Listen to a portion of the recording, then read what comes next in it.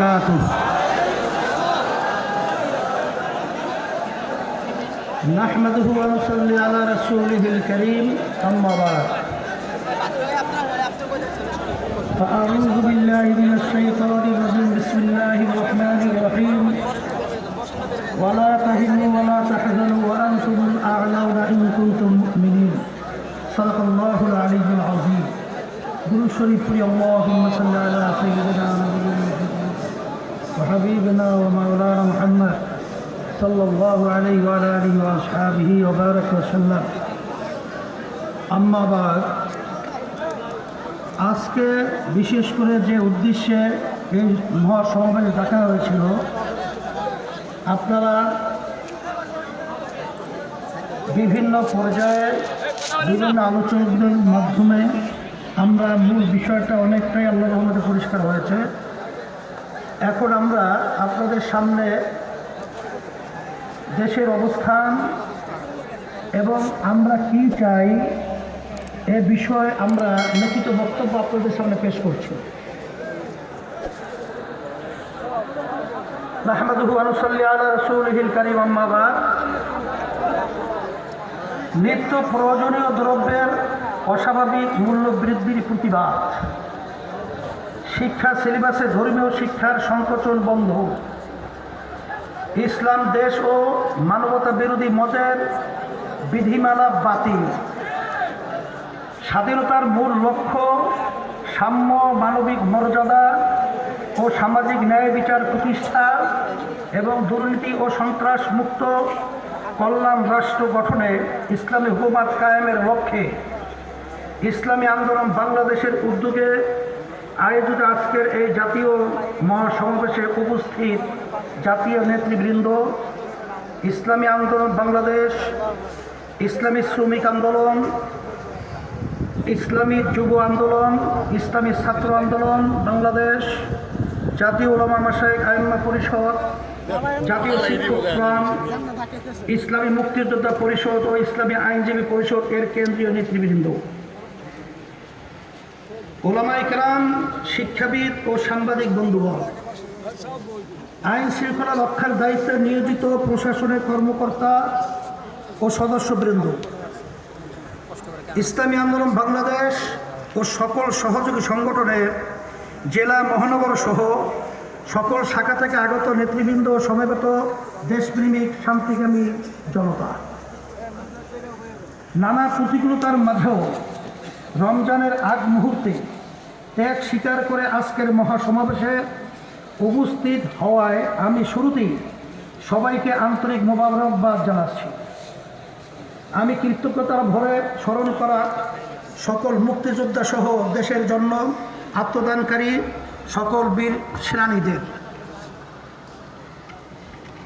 আমরা কি দাবি নিয়ে আজ এখানে সমবেত হয়েছি তা ইতিমধ্যেই আপনারা জানতে পেরেছেন. স্বাধীনতার 50 বছর পরও বাংলার মানুষকে খাদ্য, নিরাপত্তা, সাম্য, মানবিক মর্যাদা, সামাজিক ন্যায় বিচার, ভোটের অধিকারের জন্য আন্দোলন করতে হবে, মদের বিধিমালার বিরুদ্ধে আন্দোলন করতে হবে, ধর্মীয় শিক্ষার নিশ্চয়তা এবং সুষ্ঠু নির্বাচনের দাবিতে রাজপথে নামতে হবে, একথা ভাবতেও আমাদের লজ্জা হয়. ভাইয়েরা আমার, স্বাধীনতার 51তম বর্ষে আমরা উপনীত হয়েছি, অথচ আজকের সরকার 71 পূর্ববর্তী সরকারের মতো কোনো কোনো ক্ষেত্রে তাদের চেয়েও নিপীড়নমূলক আচরণ করছে. আমরা দীর্ঘ 1 মাসেরও আগে ঘোষণা দিয়েছি যে 31শে মার্চ শহীদ উদ্যানে জাতীয় মহাসমাবেশ অনুষ্ঠিত হবে. সরকার নানা টালবাহানা করে প্রথমে তারিখ বদলাতে বাধ্য করেছে. তারপরেও আমরা আশা করেছিলাম যে পরবর্তীতে তারিখে সোহরাওয়ার্দী উদ্যানেই মহাসমাবেশ অনুষ্ঠিত হবে, কিন্তু তারা চরম অসৌজন্যমূলক আচরণ করে সেখানে সমাবেশ করতে দেয় নাই. ইসলামী আন্দোলন বাংলাদেশ একটি দাওয়াতমুখী শান্তিকামী রাজনৈতিক সংগঠন হওয়ার কারণে আমরা তা মেনে নিয়েছি, কিন্তু হয় তা আমরা তা জানি। আমাদেরকে বাধ্য করবেন না। এদেশবাসীকে বাধ্য করার পরিণতি কত খারাপ হতে পারে তাই ৭১ থেকে শিক্ষা নিতে আহ্বান করছি। ভাইয়েরা আমার, আজকে দেশে সাধারণ নাগরিকদের কোনো অধিকার নেই, কোনো সম্মান নেই। সকল অধিকার ভোগ করছে ক্ষমতাসীন এবং তাদের দোসররা। অথচ স্বাধীনতা উত্তর দেশের মানুষ স্বপ্ন দেখেছিল স্বাধীন দেশে তাদের ন্যায্য অধিকার ফিরে পাবে, স্বাধীন নাগরিক হিসেবে মর্যাদা পাবে, সম্মান পাবে, বাক স্বাধীনতা পাবে, ন্যায় বিচার পাবে, জান মাল ইজ্জত আবরু এবং জীবনের নিরাপত্তা নিয়ে বেঁচে থাকতে পারবে, অর্থনৈতিক সাম্য রুটি রুজির নিশ্চয়তা পাবে, একটি আত্মমর্যাদাশীল জাতি হিসাবে পৃথিবীর মানচিত্রে স্থান পাবে। কিন্তু দুঃখের বিষয় হলো স্বাধীনতা পরবর্তী যারাই ক্ষমতায় এসেছে সবাই জনগণের স্বপ্নকে গলা টিপে হত্যা করেছে, সবাই জনগণের সাথে অঙ্গীকার ভঙ্গ করেছে, গণমানুষের সঙ্গে প্রতারণা করেছে, দেশ শাসনের নামে জনগণকে জিম্মি করে রেখেছে, জনগণের সকল মৌলিক অধিকার হরণ করেছে, জনগণের সম্পদ লুণ্ঠন করেছে, গণতন্ত্রের নামে সর্বত্র দলীয়করণ এবং স্বৈরতন্ত্র প্রতিষ্ঠা করেছে, গুম ও খুনের রাজত্ব কায়েম করেছে, দুর্নীতি লুটপাট এবং সুদ ও ঘুষকে রাষ্ট্রীয় নীতি হিসাবে প্রতিষ্ঠা করেছে। শাসক শ্রেণীর এহেন কর্মকাণ্ডের ফলে স্বাধীনতা আজ অর্থহীন হয়ে পড়েছে। গোটা সমাজ ও রাষ্ট্র ব্যবস্থায় এক ধরনের নৈরাজ্য চলছে, জনতাকে দুর্ভিক্ষের দিকে ঠেলে দেওয়া হয়েছে, জাতিকে নেশাগ্রস্ত করে স্বার্থ হাসিলের পায়তারা চলছে। দেশ আর এভাবে চলতে পারে না। সংগ্রামী ভাইয়েরা আমার, গণমাধ্যমের পরিসংখ্যান অনুযায়ী ২০১০ থেকে ২০২০ সাল পর্যন্ত দ্রব্য মূল্য বেড়েছে ৯৫%, জীবনযাত্রা ব্যয় বেড়েছে ৯২%, চালের দাম দ্বিগুণ হয়েছে, আটার দাম বেড়েছে ৭৪%, ৪৩% মানুষ বেঁচে থাকার জন্য খাবারের ব্যয় কমাতে বাধ্য হয়েছে। বিশ্বে বাংলাদেশই একমাত্র দেশ যেখানে নিম্নতম মজুরি আন্তর্জাতিক দরিদ্র সীমার নিচে। ILO জানিয়েছে ২০১০ সাল থেকে ২০১৯ সালে এশিয়া ও প্রশান্ত মহাসাগরীয় অঞ্চলে সবচেয়ে বেশি হারে প্রকৃত নিম্নতম মজুরি কমেছে বাংলাদেশে। ভাইরা আমার, সরকার প্রায় দেশের মানুষের ক্রয় ক্ষমতা বাড়ার নানা চমকপ্রদ তথ্য দেয়, কিন্তু সিপিডির এক গবেষণায় দেখা গেছে যুক্তরাষ্ট্র কিংবা মালয়েশিয়ার একজন শ্রমিকের চেয়ে কম বেতন পেয়েও তাদের চেয়ে বেশি দামে নিত্য প্রয়োজনীয় পণ্য কিনছেন ঢাকার শ্রমিকেরা।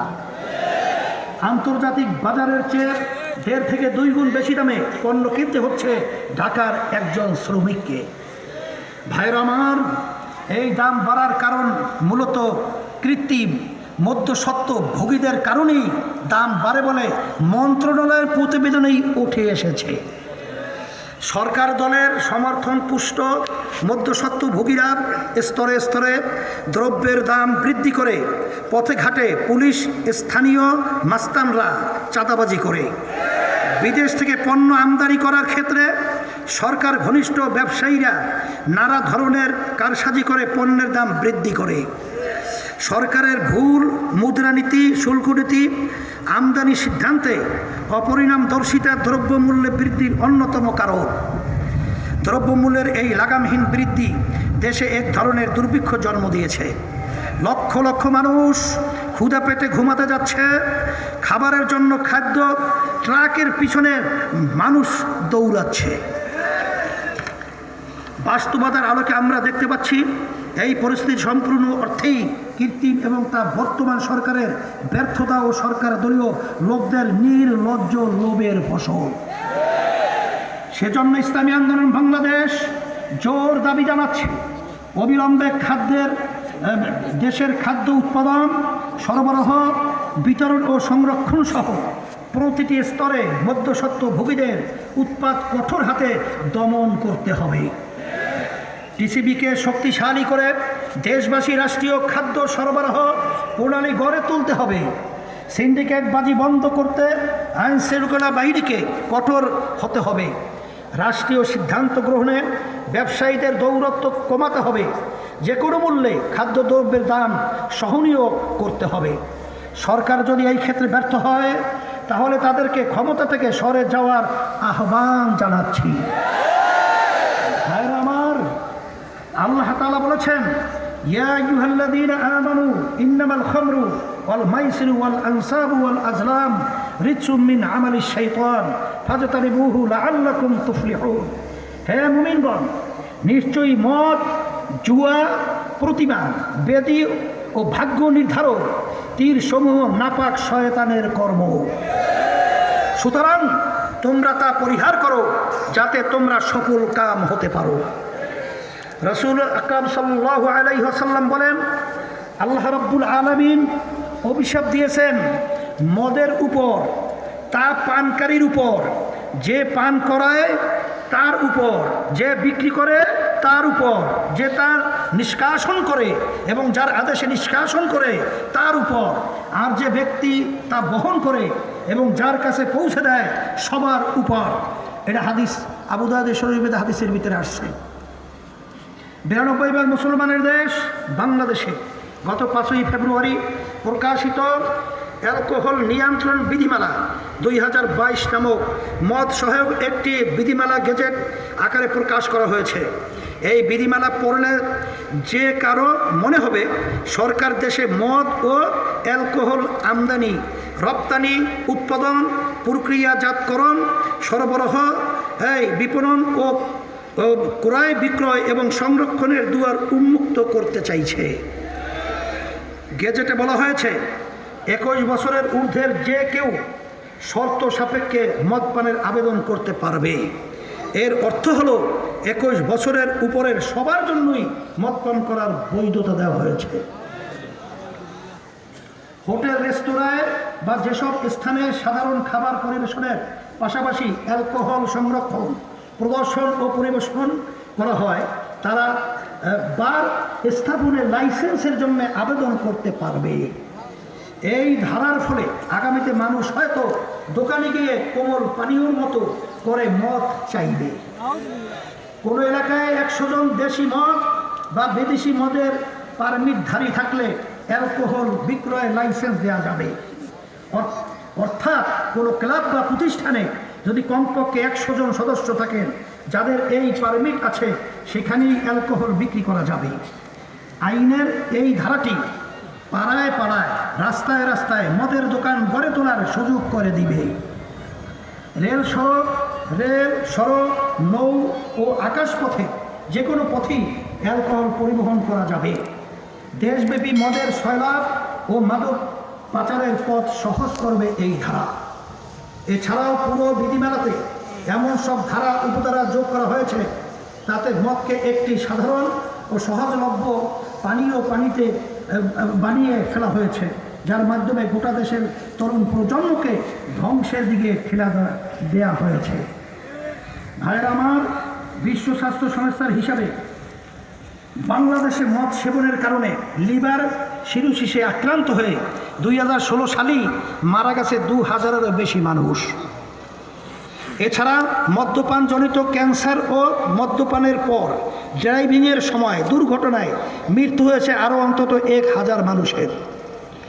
সব মিলিয়ে ওই বছর মদ্যপানজনিত কারণে মৃত্যুর সংখ্যা 3000-এরও বেশি। প্রতি বছর বিশ্বব্যাপী মদ সেবনের ক্ষতিকর প্রভাবে মারা যায় 30 লক্ষের মতো মানুষ। মদের ক্ষতিকর প্রভাবে 200 ধরনের রোগ ও ইনজুরিতে আক্রান্ত হয় মানুষ। বাংলাদেশ থেকে 39 বছর বয়সী যারা মারা যায় তাদের মধ্যে 13.5 ভাগই মদ্যপানজনিত কারণে মারা যায়। মদ সেবনের প্রতিক্রিয়ায় মানসিক ও আচরণগত সমস্যা দেখা দেয় অনেকের মধ্যে।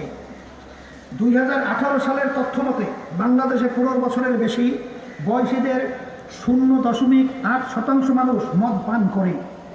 এই স্বল্প সংখ্যক মানুষের জন্য সরকার এমন ঘটা করে বিধিমালা প্রণয়ন করছে, অথচ দেশে সড়ক দুর্ঘটনায় প্রতিদিন অন্তত গড়ে 20 জন মারা যায়। তাদের নিয়ে সরকারের কোনো বিচার বা কোনো চিন্তা নাই।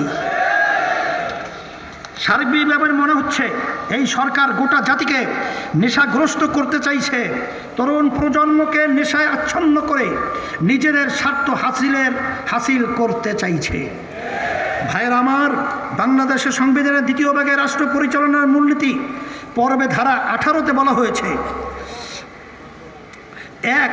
জনগণের পুষ্টির স্তর উন্নয়ন ও জনস্বাস্থ্যের উন্নতি সাধনকে রাষ্ট্র অন্যতম প্রাথমিক কর্তব্য বলিয়া গণ্য করিবেন এবং বিশেষত আরোগ্যের প্রয়োজন কিংবা আইনের দ্বারা নির্দিষ্ট অন্যবিধ প্রয়োজন ব্যতীত মদ্য ও অন্যান্য মাদক পানীয় এবং স্বাস্থ্যহানিকর ভেষজের ব্যবহার নিষিদ্ধকরণের জন্য রাষ্ট্র কার্যকর ব্যবস্থা গ্রহণ করিবেন। 2. সংবিধানের ধারা গণিকাবৃত্তি ও জুয়া খেলা নিরোধের জন্য রাষ্ট্র কার্যকর ব্যবস্থা গ্রহণ করিবেন। জনস্বাস্থ্যের জন্য ক্ষতিকর হিসাবে সর্বজন স্বীকৃত মদকে ব্যাপকভাবে ছড়িয়ে দেওয়ার এই বিধিমালা আমাদের সংবিধানের সাথেও সাংঘর্ষিক। ফলে 92% মুসলমানের দেশে ইসলাম কর্তৃক হারাম এবং আমাদের সংবিধান কর্তৃক নিষিদ্ধ মদের ব্যবহার সহজ করে এমন কোনো বিধিমালা মেনে নেওয়া হবে না। আমরা সরকারের প্রতি জোর দাবি জানাচ্ছি, অবিলম্বে এই বিধিমালা সংশোধন করে মদকে বাংলাদেশে নিষিদ্ধ করুন। অন্যথায় ইসলামী আন্দোলন বাংলাদেশ, ইসলাম দেশ, তরুণ প্রজন্ম মানবতাকে রক্ষা করতে যে কোনো কঠোর কর্মসূচি দিতে বাধ্য হবে ইনশাআল্লাহ। আমার জাতীয় শিক্ষানীতিতে HSC পরীক্ষার আবশ্যিক বিষয়াবলী থেকে ইসলাম শিক্ষাকে বাদ দেওয়া হয়েছে। মানবিক বিভাগ ছাড়া সারা বিজ্ঞান, বাণিজ্য, অন্যান্য বিভাগে ইসলাম শিক্ষাকে ঐচ্ছিক বিষয় রাখা হয় নাই। ফলে শিক্ষার্থীরা ইসলাম শেখার আগ্রহ হারাচ্ছে। মাধ্যমিক স্তরে যতটুকু ইসলাম শিক্ষা রাখা হয়েছে তাতে ইসলামকে খণ্ডিত আকারে উপস্থাপন করা হয়েছে, আর উচ্চশিক্ষায় ইসলাম শিক্ষা সম্পূর্ণই বাদ দেওয়া হয়েছে। ফলে বাংলাদেশের মেধাবীরা দেশের জন্য সম্পদে পরিণত না হয়ে দেশের জন্য বিপদের কারণ হয়ে উঠেছে। বুয়েটে পড়েও কিছু ছেলে খুনিতে পরিণত হয়েছে। সর্বোচ্চ মেধার স্বাক্ষর রাখা মেধাবীরাই প্রশাসনে গিয়ে দুর্নীতি করে দেশের উন্নয়ন ও বিকাশকে বাধাগ্রস্ত করছে। ইসলামী আন্দোলন বাংলাদেশ দাবি জানাচ্ছে, শিক্ষার সকল স্তরেই ধর্মীয় শিক্ষাকে বাধ্যতামূলক করতে হবে, পূর্ণ ও আবশ্যিক বিষয় হিসাবে গণ্য করতে হবে। ভাইরা আমার, বাংলাদেশের স্বাধীনতার ঘোষণাপত্রে স্বাধীনতার প্রধান প্রেক্ষাপট ছিল সাম্য, মানবিক মর্যাদা ও সামাজিক ন্যায় বিচার। কিন্তু বাস্তবতা হল প্যারিসের ওয়ার্ল্ড ইন ইকুয়ালিটি ল্যাব কর্তৃক প্রকাশিত অসাম্য প্রতিবেদন ওয়ার্ল্ড ইন ইকুয়ালিটি রিপোর্ট 2022-এ বলা হয়েছে, বাংলাদেশের মোট জাতীয় আয়ের 16.7% মাত্র 1% মানুষের হাতে কুক্ষিগত। বিপরীতে নিচু তলার 50% মানুষের হাতে আছে মোট আয়ের 17.1%, যা দরিদ্রতার পাশাপাশি বাংলাদেশকে একটি অসাম্যের দেশ হিসাবে রূপ দিয়েছে। চিকিৎসা সেবার করুণ দশা গত করোনা মহামারী দেখিয়ে দিয়েছে। সার্বিক পরিস্থিতিতে স্বাধীনতার 50 বছর পরেও দেশে সাম্য, মানবিক মর্যাদা ও সামাজিক ন্যায় বিচার প্রতিষ্ঠিত হয় নাই। নিরীহ ওলামায়ে কেরাম সহ হাজার হাজার নাগরিককে কেবলমাত্র রাজনৈতিক মতপার্থক্যের কারণে বিনা বিচারে কারান্তরীণ করে রাখা হয়েছে। ইসলামী আন্দোলন বাংলাদেশ জোর দাবি জানাচ্ছে, কর নীতি ও কর ব্যবস্থার উন্নতি করতে হবে, সম্পদের পুঞ্জি ভবন রোধ করতে হবে, এবার জাকাতকে রাষ্ট্রীয় ব্যবস্থাপনার অধীনে আনতে হবে, কালো টাকার জন্ম ও ব্যবহার বন্ধ করতে হবে, সম্পদে বিনিয়োগ নিশ্চিত করতে হবে, সামগ্রিকভাবে ইসলামী অর্থনীতির প্রবর্তন করতে হবে, উলামায়ে কেরাম সহ সকল রাজবন্দীর মুক্তি দিতে হবে। হ্যাঁ ভাইয়েরা, আচ্ছা জব দিয়ে ভাইয়েরা আমার, দেশের রাজনীতির সঠিক ধারায় ফিরিয়ে আনার জন্যে রাজনীতিতে গুণগত পরিবর্তন দরকার। শুধু একটি ভালো নির্বাচন হলেই দেশ ঠিক হয়ে যাবে না। অতীতে এমন বহু নির্বাচন হয়েছে কিন্তু কোনো পরিবর্তন হয়নি। বাংলাদেশের মানুষ নির্বাচিত এবং অনির্বাচিত দুই ধরনের স্বৈরাচারই দেখেছে। ঘুরে ফিরে সেসব স্বৈরাচারী শক্তিকে আবার ক্ষমতায় বসালে দেশে অশান্তি আরও বাড়বে। জনগণ তাদের অধিকার ফিরে পাবে না। জনগণের অধিকার ফিরে পেতে হলে, দেশকে ভালো করতে হলে, দুর্নীতি দুঃশাসন মুক্ত কল্যাণ রাষ্ট্র গড়ে তুলতে হলে ভালো নেতার অধীনে ভালো নীতির বাস্তবায়ন ঘটাতে হবে। কিন্তু বিগত দিনে দেশ শাসনের ভালো নীতি ও পদ্ধতি গ্রহণ করা হয়নি।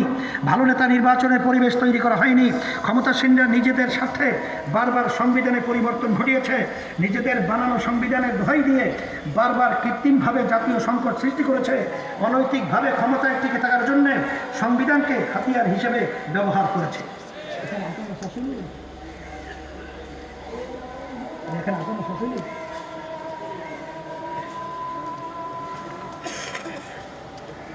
এখানে আজান শেষ হোক, আজান জবাব দেন।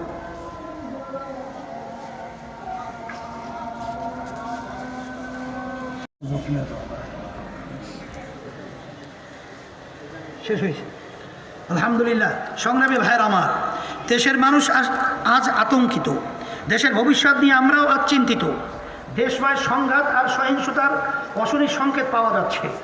ক্ষমতাসীন আওয়ামী লীগ নবম জাতীয় সংসদে একতরফাভাবে সংবিধানের পঞ্চদশ সংশোধনী পাশ করার পর থেকেই রাজনৈতিক সংকটের নতুন মাত্রা যোগ হয়েছে। আমরা বারবার রাজনৈতিক সংকট উত্তরণের দাবি জানিয়ে আসছি।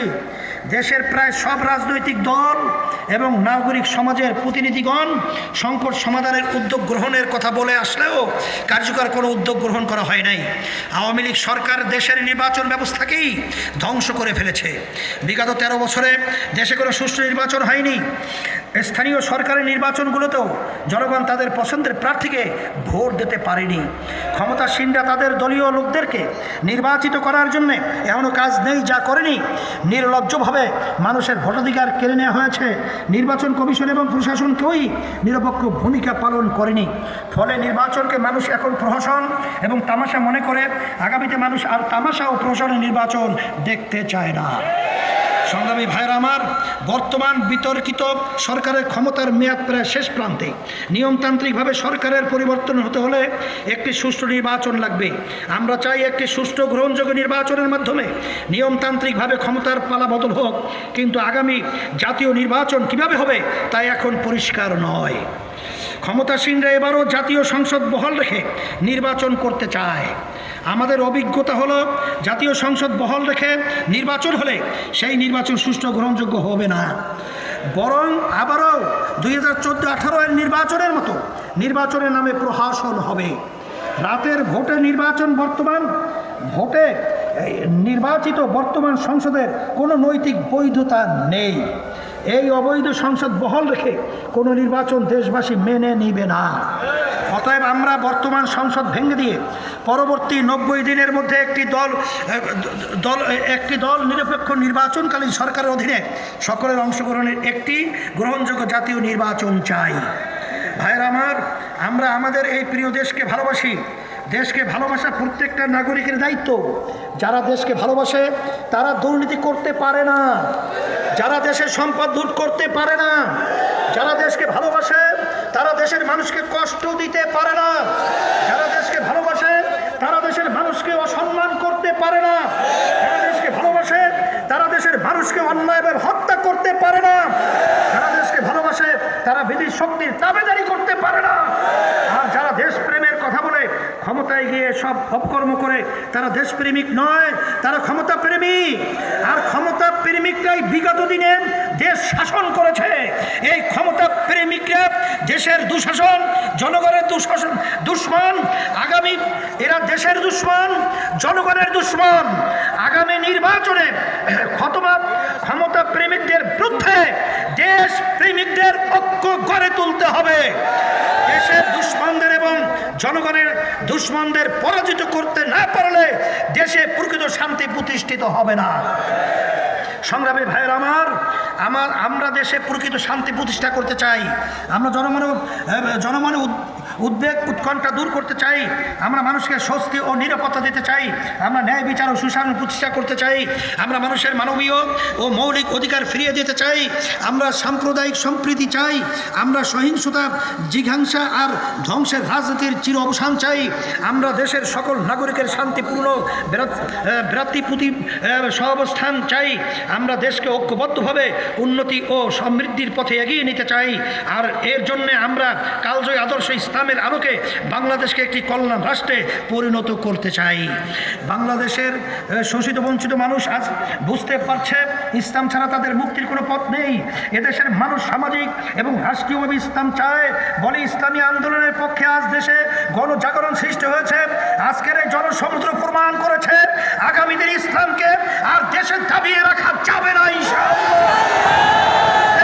এবং দেশের বিরুদ্ধে যে কোনো ষড়যন্ত্র চক্রান্ত আমরা ঐক্যবদ্ধভাবে মোকাবেলা করবই ইনশাআল্লাহ। আমার ইসলাম নিয়ে সমাজের মানুষের মধ্যে এখন কিছু ভুল ধারণা রয়েছে। অনেকের ধারণা রাষ্ট্রীয়ভাবে ইসলাম প্রতিষ্ঠিত হলে রাষ্ট্রের সব কিছু ওলটপালট হয়ে যাবে, অন্য ধর্মের মানুষ তাদের অধিকার হারাবে, নারীরা গৃহবন্দী হবে, মানুষের জীবন যাত্রা কঠিন হয়ে যাবে। যারা ইসলাম প্রসঙ্গে সব ভুল ধারণা নিয়ে আতঙ্কিত তাদেরকে আশ্বস্ত করে আমি বলতে চাই, রাষ্ট্রে ইসলাম বিজয় হলে মানুষের প্রয়োজনে রাষ্ট্রের যেসব প্রতিষ্ঠান গড়ে উঠেছে সব বহাল থাকবে। রাষ্ট্রের যেই অবস্থানে কর্মরত আছে সে সেখানেই থাকবে। কারো উপর কোনো অন্যায় করা হবে না, তবে কেউ দুর্নীতি করতে পারবে না, কেউ রাষ্ট্রীয় সম্পদ অপচয় করতে পারবে না, কেউ জনগণকে হয়রানি করতে পারবে না। ইসলামী রাষ্ট্রে অন্য ধর্মের লোকজন আরও বেশি সুবিধা ভোগ করবে, তাদের ধর্মকর্মে পূর্ণ স্বাধীনতা থাকবে, তাদের জানমাল এবং ইজ্জতের নিরাপত্তার নিশ্চয়তা বিধান করা হবে, তারা রাষ্ট্রের সকল সুযোগ সুবিধা ভোগ করবেন। রাষ্ট্রে ইসলাম বিজয় হলে নারীরা সবচেয়ে বেশি সম্মানিত হবেন। সকল নাগরিক সুযোগ সুবিধায় নারীদেরকে অগ্রাধিকার দেওয়া হবে। নারীদের শিক্ষা এবং কর্মসংস্থানের সুযোগ আরও বিস্তৃত এবং আরও নিরাপদ করা হবে। এক কথায় রাষ্ট্রে ইসলাম প্রতিষ্ঠিত হলে মানুষের জন্য এবং রাষ্ট্রের জন্য যা কল্যাণ তার কিছুই পরিবর্তন করা হবে না। মানুষের জন্য যা অকল্যাণ এবং দেশের জন্য যা ক্ষতিকর তাই শুধু পরিবর্তন করা হবে। ইসলামই একমাত্র জীবন ব্যবস্থা যেখানে মানুষের জন্য শুধু কল্যাণই রয়েছে। আমরা এই কল্যাণ প্রতিষ্ঠার রাজনীতি করি। আসুন আমরা কল্যাণ প্রতিষ্ঠার জন্য সবাই ঐক্যবদ্ধ হই। ভাইয়ের আমার, ইসলামী আন্দোলন বাংলাদেশ একটি নিয়মতান্ত্রিক গণমুখী রাজনৈতিক দল। যে কোনো অংশগ্রহণমূলক নির্বাচনে প্রতিদ্বন্দ্বিতা করার জন্য ইসলামী আন্দোলন প্রস্তুত।